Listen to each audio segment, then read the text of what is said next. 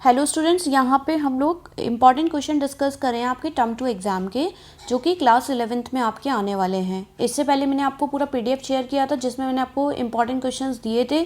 उन क्वेश्चंस को आप अच्छे से तैयार कर लीजिए। पेपर में वही क्वेश्चंस आएंगे आपके, बहुत इंपॉर्टेंट है वो। पेपर में वहाँ से क्वेश्चन आपके नहीं जो है इधर उधर होंगे, सिर्फ वैल्यूज़ आपकी चेंज कर सकते हैं और बाकी सारे वही इंपॉर्टेंट क्वेश्चंस हैं। तो आप लोग की डिमांड थी कि इसका मैं एक्सप्लेनेशन आपको करवा दूँ, उसका सोल्यूशन। तो ये हमारा वीडियो नंबर 1 है जिसमें हम लोग स्टेट्स ऑफ मैटर के क्वेश्चन डिस्कस करेंगे। टोटल उस पीडीएफ में 9 क्वेश्चंस थे, तो यहाँ पे हम वही 9 क्वेश्चन डिस्कस करने वाले हैं। अगर आपको पीडीएफ फिर से चाहिए तो आप मुझे कमेंट बॉक्स में बता दें, आई विल शेयर अगेन, या फिर आप उस वीडियो को जाके दोबारा देख सकते हैं। तो बच्चों, आप लोगों को इसमें जो है स्टेट्स ऑफ मैटर जो आपका चैप्टर है, चैप्टर नंबर 5 आपकी एनसीईआरटी का रियल गैसेस वाला चैप्टर, इसमें आपको ये 4 फॉर्मूले जो हैं अभी के लिए फ़िलहाल एग्जाम के लिए ध्यान रखना है, ये इंपॉर्टेंट है। बाकी फॉर्मूले तो और भी हैं बट ये आपके लिए बहुत इंपॉर्टेंट, जिससे आपका सारा काम हो जाएगा। सबसे पहले इंपॉर्टेंट इसमें है आइडियल गैस इक्वेशन, जो कि होती है PV is equal to NRT। यहाँ पर P प्रेशर होता है, V वॉल्यूम होता है, एंड मोल्स को रिप्रेजेंट करता है। और मोल्स का फॉर्मूला आप सब जानते होंगे, नहीं जानते तो लिख लें। गिवन मास, जो मास आपको क्वेश्चन में दिया रहता है, ठीक है। जैसे इस क्वेश्चन में देखो ये दे रखा है यहाँ पे 1.4 ग्राम मास, और molar mass, mass divided by molar mass. Molar mass मतलब उस पूरे मॉलिक्यूल का मास। जैसे कि आप लोग बात करें कि कार्बन का मोलर मास कितना होगा, तो कार्बन के एक मास कितना होता है, कार्बन का 12, ठीक है। तो उसका मोलर मास भी कितना हो गया वहाँ पे 12। अगर आप बात करें जैसे नाइट्रोजन, N2 यहाँ पे लिखा हुआ है ना, N2, तो N2 का मोलर मास कितना हो जाएगा, एक नाइट्रोजन के ऊपर मास कितना आता है 14, पावर में जो हम लिखते हैं। दो नाइट्रोजन के लिए कितना हो जाएगा 14 और 14 28। तो मास अपॉन मोलर मास को डिवाइड करके हम मोल्स यहाँ पे कैलकुलेट कर पाएंगे, जो हम क्वेश्चंस में भी बहुत सारा करने वाले हैं। इसके बाद आपको बॉयल्स लॉ याद रखना है। प्रेशर जो है वो इन्वर्सली प्रोपोर्शनल होता है वॉल्यूम के। कांस्टेंट टेम्परेचर यहाँ पे हम रखते हैं P1 V1 equal to P2 V2। Boyle's law आप कैसे याद रखेंगे, आपके पास मान लीजिए ये एक इंजेक्शन है ना। अब इस इंजेक्शन को आपको किसी पर्सन के अंदर इंजेक्ट करना है, तो जब आप इस इंजेक्शन को किसी पर्सन के अंदर इंजेक्ट करोगे तो क्या होगा, आप क्या करो, जैसे मान लीजिए यहाँ पे एक मैंने अभी मेडिसिन भर रखा है यहाँ पे, है ना, इसके अंदर लिक्विड भर रखा है। अब मैं किसी पर्सन के अंदर अगर इसको इंजेक्ट करूँ, इस तरह से देखो, मैं क्या कर रही हूँ, प्रेशर को बढ़ाती जा रही हूँ। जैसे जैसे प्रेशर बढ़ता जा रहा है, इसके अंदर का वॉल्यूम उस पर्सन की बॉडी में जाता जाएगा, है ना। प्रेशर जो है हम इंक्रीज़ करेंगे तो वॉल्यूम डिक्रीज़ हो जाएगा। और अगर मान लीजिए मुझे मेडिसिन इसमें भरनी है, तो मैं क्या करूँगी, प्रेशर को डाउन करूँगी। प्रेशर देखो डाउन किया, पीछे किया, पीछे किया, पीछे किया इसका नॉब, तो क्या हो गया, इसके अंदर का वॉल्यूम इंक्रीज़ हो गया। It means pressure always inversely proportional volume के होता है। तो बॉयल्स लॉ को जब हम ड्राइव करते हैं तो हमको मिलता है P1 V1 equal to P2 V2। Similarly हम यहाँ आते हैं चार्ल्स लॉ में। तो चार्ल्स लॉ में हम वॉल्यूम और टेम्परेचर का रिलेशन निकालते हैं। प्रेशर यहाँ कांस्टेंट रहता है, P1 ये प्रेशर यहाँ पे कांस्टेंट रहेगा, तो V1 upon V2 equal to T2 upon T1। या मतलब टेम्परेचर डायरेक्टली प्रोपोर्शनल वॉल्यूम के होता है, इतना आप याद रख लेना। इसके बाद अगर कोई क्वेश्चन आपको डेंसिटी के टर्म में आता है, तो आप PB is equal to NRT की जगह यहाँ डेंसिटी भी यहाँ पे रख सकते हैं, है ना। डेंसिटी के टर्म में भी इसको हम निकालेंगे। P is equal to density, ये आपका जो है डेंसिटी वाला फॉर्मूला जो है इंपॉर्टेंट है, इसे हमें क्वेश्चंस में यूज़ भी करना रहेगा, तो आप इसको ध्यान रखेंगे इसमें, ठीक है। तो चलिए यहाँ से हम स्टार्ट करते हैं हमारे क्वेश्चन नंबर 1 पे। तो देखिए सबसे पहले इसमें जो क्वेश्चन नंबर 1 है, इसको हम थोड़ा सा चेंज करेंगे फॉर्मूले को। PV is equal to density को यहाँ पे आप ओपन कर लेंगे, पहले इसको आप ऐसे लिख लीजिए PM डेंसिटी और फिर यहाँ पे RT, ठीक है, PM DRT, इसमें इस तरह से हम लिख सकते हैं। या फिर इसको आपको NCERT में से ऐसे भी मिल जाएगा, D is equal to PM by RT, है ना। NCERT में आपको ये मिलेगा। ये डेंसिटी वाला फॉर्मूला इंपॉर्टेंट है, ये आप ध्यान रखेंगे। नेक्स्ट इसमें हम आते हैं क्वेश्चन नंबर 1 से, अब हम डिस्कस करते हैं। पहला क्वेश्चन इसमें है, calculate the number of electron present in 1.4 gram of nitrogen gas. तो आपको क्या करना है, टोटल नंबर ऑफ इलेक्ट्रॉन बताना है 1.4 ग्राम ऑफ नाइट्रोजन में कितने प्रेजेंट होंगे। तो सबसे पहले पूरे चैप्टर में आपका यही काम होता है, आप मोल्स निकाल लिया करो। मोल्स का क्या फॉर्मूला होता है, मास अपॉन मोलर मास, ये आप ध्यान रखेंगे।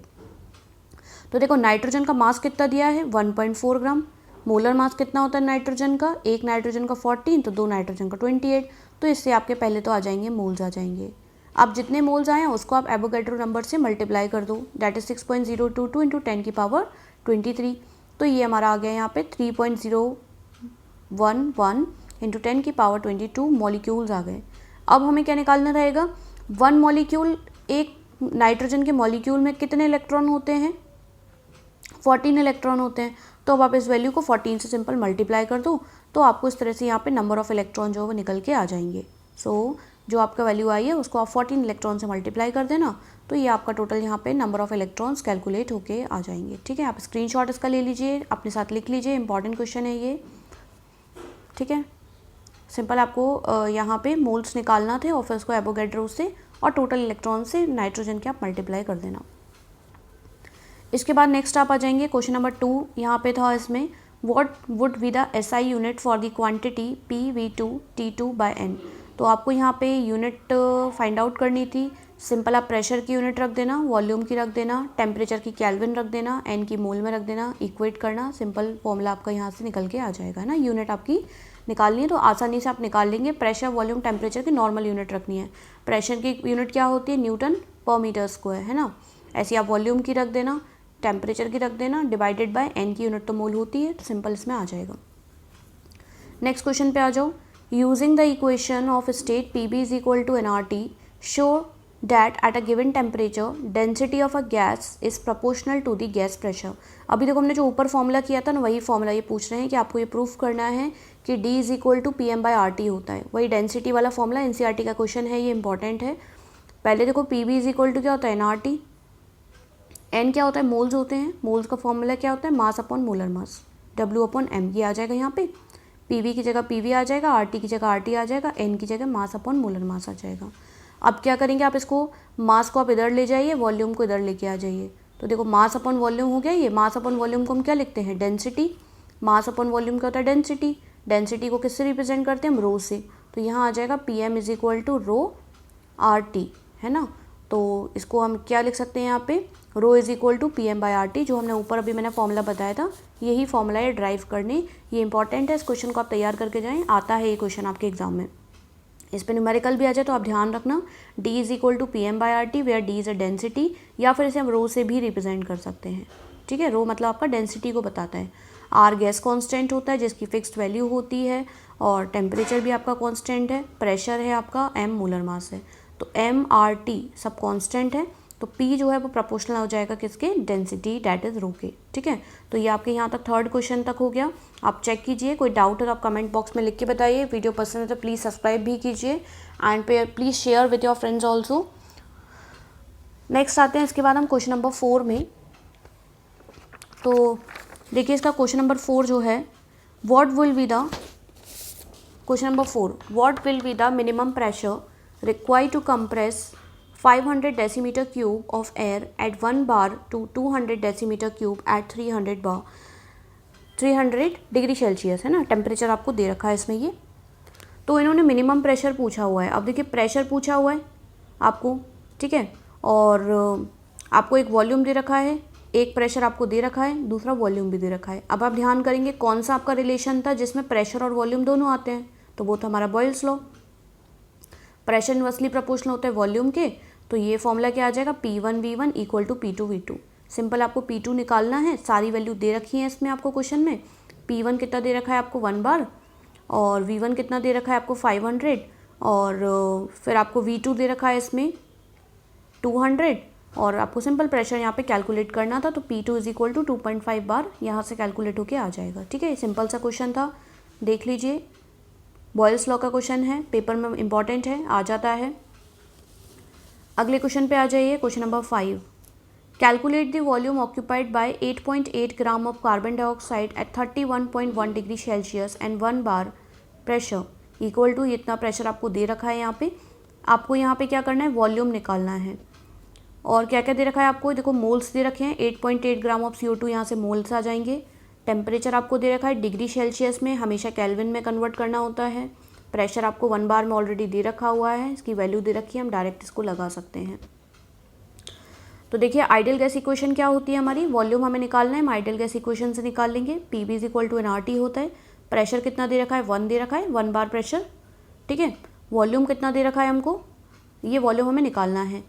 n मोल्स हम निकाल लेंगे, 8.8 divided by molar mass of CO2। CO2 का मोलर मास कितना होता है, एक कार्बन का 12, एक ऑक्सीजन का 16, ऐसे कितने ऑक्सीजन है, 2, तो 32 प्लस 12 करेंगे आप 44, यहाँ पे इसका मोलर मास जो है वो आ जाएगा कार्बन डाइऑक्साइड का। तो 8.8 डिवाइडेड बाय 44, गैस कांस्टेंट की वैल्यू आप रखेंगे 0.08314 वाली, और यहाँ पे टेम्परेचर हम रखेंगे कितना है, 31.1 डिग्री सेल्सियस है। केल्विन में कन्वर्ट करने 273 इसमें ऐड कर देना, तो ये आपका यहाँ पे आ जाएगा यहाँ पे, ठीक है। तो ये 31 पॉइंट, ये इक्वल टू में रहेगा आपका, ये इतना आएगा, कितना ऐड करेंगे इसमें हम, 31.1 डिग्री सेल्सियस को, ठीक है। तो ये आपका केल्विन में निकल के आ जाएगा। इसको आप डिवाइड कर लेना, यहाँ पे आ जाएगा आपका वॉल्यूम, सिंपल सा निकल के आ जाएगा, ठीक है। तो देखिए कितनी ईजी क्वेश्चन है, आपको जस्ट इक्वेशन ध्यान रखनी है और डायरेक्टली आपको वैल्यू पुट करनी है। Now come to the question number 6. So here question is on a sailing ship in Pacific Ocean where temperature is 23.4 degree Celsius, a balloon with 2 liter air. What will be the volume of the balloon when the ship reach Indian Ocean where temperature is 26.1 degree Celsius? तो यहाँ पे भी आपको simple सा volume निकालना है। आपको क्या दे रखा है, रिलेशन, आपको एक तो वॉल्यूम दे रखा है, पूरे क्वेश्चन में गिवन क्या क्या है उससे देख लो, कौन सा लॉ लगेगा, अदरवाइज आप क्वेश्चन में कंफ्यूज हो जाओगे कौन सा फॉर्मूला लगाना है। वॉल्यूम दे रखा है लीटर में, और डिग्री सेल्सियस मतलब टेम्परेचर दे रखा है। अब आपको याद होना चाहिए कि आपका वॉल्यूम में और टेम्परेचर में कौन सा रिलेशन होता है, तो होता है आपका चार्ल्स लॉ। हमने स्टार्टिंग में लिखा था Charles law, volume proportional to होता है टेम्परेचर के, तो V1/V2 इक्वल टू T1/T2। आपको सारी वैल्यू दे रखी है इसमें। देखिए यहाँ से आपको V1 वॉल्यूम कितना दे रखा है, 2 लीटर, T2 कितना दे रखा है, टेम्परेचर 23.4 डिग्री सेल्सियस में 273 ऐड कर देना, तो ये आपका टेम्परेचर T2 हो जाएगा। और आपको T1 भी यहाँ पे दे रखा है 26.1 डिग्री सेल्सियस, तो ये आप दोनों का टेम्परेचर निकाल के अलग अलग, दोनों में 273 ऐड करके T2 T1 की जगह आप रख देंगे, डिवाइड करेंगे तो आपको वॉल्यूम यहाँ पे जो है वो मिल जाएगा आसानी से, ठीक है। ये क्वेश्चन नंबर 6 था हमारा। अब आते हैं हम क्वेश्चन नंबर 7 में। यहाँ तक कोई डाउट है आप पूछ लीजिए, ईजी है, सिंपल, आपको स्टार्टिंग के फॉर्मूले याद करके जाना है, डायरेक्ट वैल्यू आप एक दो क्वेश्चन अगर सॉल्व कर लेते हैं तो सारे ही कर लेंगे, पैटर्न क्योंकि ऑलमोस्ट सिमिलर ही है और इनसे बाहर कोई क्वेश्चन आते भी नहीं है एकेडमिक्स में, है ना। अगर आप जेई नीट का प्रिपरेशन करें तो वहाँ आपका ग्राम्स लॉ ऑफ डिफ्यूजन वगैरह के क्वेश्चन काफ़ी सारे आ जाते हैं, बट यहाँ आपका आइडियल गैस वगैरह यही सब चीज़ें आती हैं एकेडमिक्स के लिए, तो इतना आपके लिए सफिशिएंट है, आप इसको अच्छे से तैयार कर लें बस, ठीक है ना। वहाँ पे फिर हम लोग मैक्सवेल वगैरह पढ़ते हैं आईआईटी के लिए, तो वो मैं आपको बाद में डिस्कस करूँगी, अभी हम आईआईटी की नहीं, यहाँ पे सिर्फ हम एकेडमिक्स के लिए अभी देख रहे हैं यहाँ पे, ठीक है ना। चलिए क्वेश्चन नंबर 7 पे आते हैं हम। क्वेश्चन नंबर 7 है, what will be the pressure exerted by mixture of 3.2 gram of methane and 4.4 gram of CO2 contained in a 9 decimetre cube flask at 27 degree Celsius. तो यहाँ पे आप देखिए आपको क्या करना है, यहाँ पे आपको दे रखा है कितना प्रेशर एक्सर्ट होगा एक मिक्सचर के थ्रू, 3.2 ग्राम मीथेन दे रखा है, इसके मोल्स निकाल लो, 4.4 ग्राम ऑफ CO2 इसके भी मोल्स निकालो। जब भी आपको ऐसा दिखा करे ना, ये स्टेटमेंट दिखे, कोई ग्राम में दिया हो कोई मॉलिक्यूल दिया, तो आप मोल्स पहले निकाल लिया करो, क्वेश्चन चाहे कुछ भी हो आपको मोल्स तो निकालना ही पड़ता है।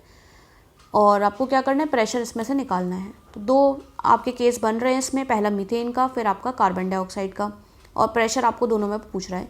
सीधी सी बात है, PV = nRT लगेगा क्योंकि टेम्परेचर दे रखा है, आपको वॉल्यूम भी दे रखा है यहाँ पे 9 डेसीमीटर क्यूब में, और मास और मोलर मासेस आपको दे रखे हैं इसमें, तो PV = nRT हम लगा देंगे। तो PV = nRT पहले केस में लगाओगे, P = nRT V हो जाएगा क्योंकि P निकालना था। मोल्स कितने आ जाएंगे, 0.2। कैसे आएंगे मोल्स, मास दे रखा है क्वेश्चन में आपको, किसका मास दिया था आपको, मीथेन का दिया था 3.2, तो मास अपॉन मोलर मास ये आ जाएगा आपका 0.2।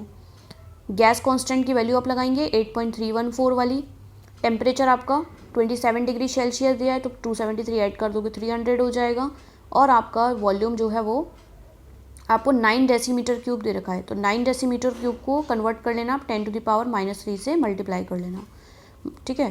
फिर आप इसको कैलकुलेट कर देना, सिंपल आपका प्रेशर P1 निकल के आ जाएगा, ठीक है।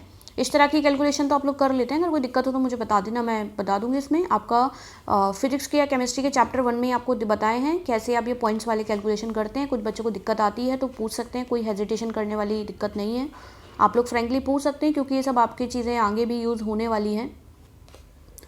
केस 2 भी सेम काम करना है आपको, बस यहाँ पे मोल चेंज करना है। मोल्स आप देख लीजिए, mass upon molar mass. CO2 का था तो 4.4 दे रखा था, और मोलर मास कितना होता है CO2 का 44, डिवाइड कर देना, 0.1 आ जाएगा, यहाँ रख देना, तो ये आपका टोटल निकल के P2 आ जाएगा। अब उन्होंने बोला था कि टोटल बताना है आपको, टोटल बताना है, दोनों को ऐड कर दूँ। केस 1 की जो वैल्यू आई थी, केस 2 की जो वैल्यू आई है, दोनों को ऐड कर देना, तो दोनों के पार्शियल प्रेशर्स को ऐड करके टोटल प्रेशर यहाँ हमको निकल के आ जाएगा। ठीक है, दोनों को आप ऐड कर देना तो ये वैल्यू हमको मिल जाएगी। ठीक है, now question number 8 is a 5 liter vessel contain 1.4 gram nitrogen. When heated to 1800 Kelvin, 30% of the molecule are dissociated into atom. Calculate the pressure of a gas at 1800 Kelvin. पे आपको ये निकालना है। ठीक है, ये क्वेश्चन वैसे इतना इंपॉर्टेंट नहीं है, आप इस वाले को चाहो तो स्किप कर सकते हो, एक बार देख लें बस 8th वाले क्वेश्चन को। 9th इसका लेकिन बहुत इंपॉर्टेंट रहेगा, तो आप 9th वाले को ज़रूर चेक कर लेना। इसमें इन्होंने क्या बोला है ना कि एक आपके पास 5 लीटर का वेसल है जिसमें आपका 1.4 ग्राम नाइट्रोजन भरा हुआ है, टेम्परेचर आपको दे रखा है। इन्होंने बोला है कि मॉलिक्यूल 30% डिसोसिएट हो रहे हैं एटम्स के अंदर, तो आपको यहाँ पे प्रेशर को सिंपल कैलकुलेट करना है, वही आपका आइडियल गैस इक्वेशन लगा देना, PV = nRT 30% डिसोसिएशन के लिए। ठीक है, तो देखिए इसको हम किस तरह से करेंगे। आपको क्या करना है, सबसे पहले आप नाइट्रोजन गैस को डिसोसिएट करेंगे, तो N2 को कैसे तोड़ेंगे, 2N में, पहले ये मॉलिक्यूल था, ये एटम में टूट गया।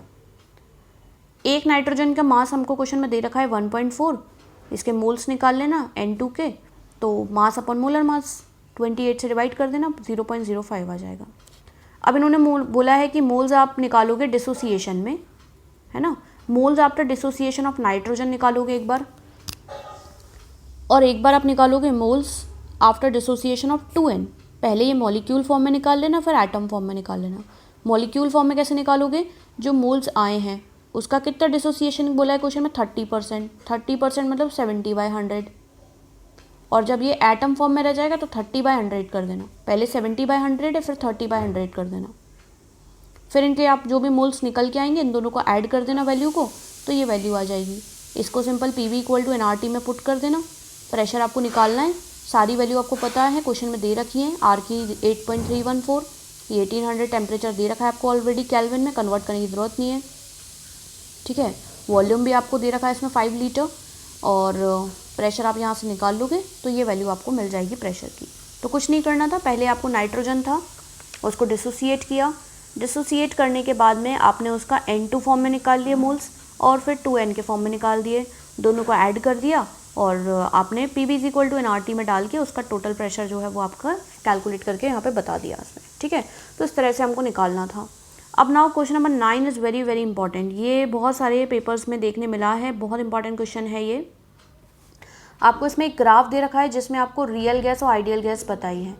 आइडियल गैस होती है हमारी जो PV = nRT को हर कंडीशन पे मतलब फॉलो करती है, और उसके लिए हमारी कंडीशन होती है low pressure high temperature. Low pressure high temperature आप याद रखेंगे, LPHT जिसे हम लोग बोलते हैं। अब देखिए यहाँ पे ये आपकी आइडियल गैस है, ये आपकी आइडियल गैस है, मतलब क्लास में ऐसे कितने बच्चे हैं जो कि 70% लाते हैं, ये आपका 70% वाला ग्राफ है, आइडियल का ग्राफ है आपका। अब इसमें ये देखिए जो दूसरा वाला आपको ग्राफ दिख रहा है रियल गैस का ग्राफ, ये वो बच्चे हैं जो क्लास में 70% से ज़्यादा लेके आते हैं, मतलब वो पॉजिटिव डेविएशन दे रहे हैं। पॉजिटिव डेविएशन मतलब रियल बिहेवियर में पॉजिटिव डेविएशन दे रहे हैं, क्योंकि वो 70 से ज़्यादा ला रहे हैं, पॉजिटिव वर्क कर रहे हैं, क्लास में उनका एक पॉजिटिव रोल है, 80% ला रहे हैं, ये रियल गैस हो गई। और कुछ क्लास में ऐसे भी बच्चे थे जो कि लाना उनको 70% चाहिए था लेकिन वो 60% ला रहे हैं। देखो पहले रियल गैस, यहाँ पे रियल गैस क्या कर रही है, रियल गैस यहाँ पे दे रही है आपको पॉजिटिव डेविएशन, और ये जो रियल गैस का ग्राफ था ये आपका मतलब आइडियल गैस का जो ग्राफ था वो आपका पहले ऐसे जा रहा था, ये गया गया गया गया गया गया इधर गया, ये गया।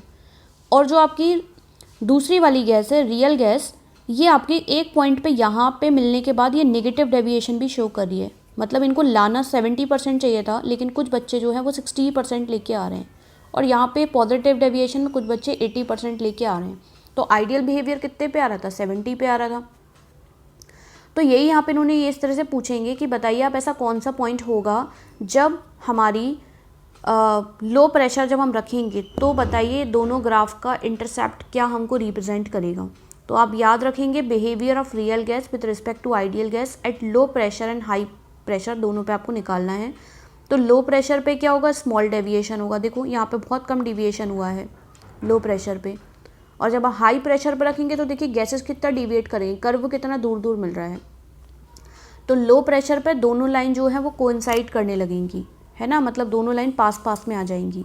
और जब आप हाई प्रेशर रखेंगे तो हाई प्रेशर पे दोनों कर्व जो है वो दूर दूर चले जाएंगे। देखिए ये पॉइंट यहाँ मिल रहा है, ये पॉइंट यहाँ मिल रहा है। तो हाई प्रेशर पे क्या होगा, लार्ज डेविएशन आपको देखने को मिलेगा।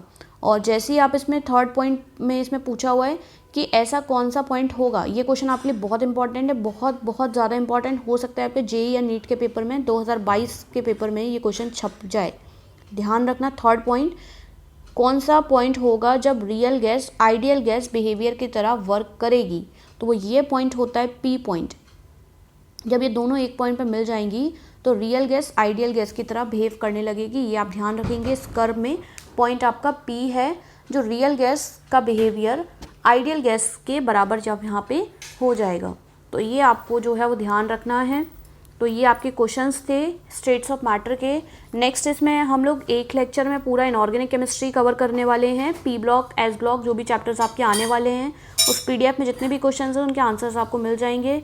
आप नेक्स्ट वीडियो चेक कर लीजिए, and if you like the video please subscribe the channel. I will try to upload the video soon for thermodynamics and chemical equilibrium also. So these are the question for states of matter. You just remember the formula of Boyle's law, Charles law, ideal gas equation and D is equal to PM by RT। इतने से आपका काम हो जाएगा। और ये graph आप ध्यान रखेंगे, आइडियल गैस से ज़्यादा आ रहा है ग्राफ, ऊपर जा रही है तो पॉजिटिव डेविएशन, मतलब रियल गैस कम आ रहा है तो नेगेटिव डेविएशन। जिस पॉइंट पे मिल रहे हैं वहाँ पे आइडियल गैस रियल गैस के बराबर यहाँ पे हो जाएगी। इतना आपको यहाँ पे ध्यान रखना था। Thank you very much for watching this video. Good bye. Subscribe the channel please.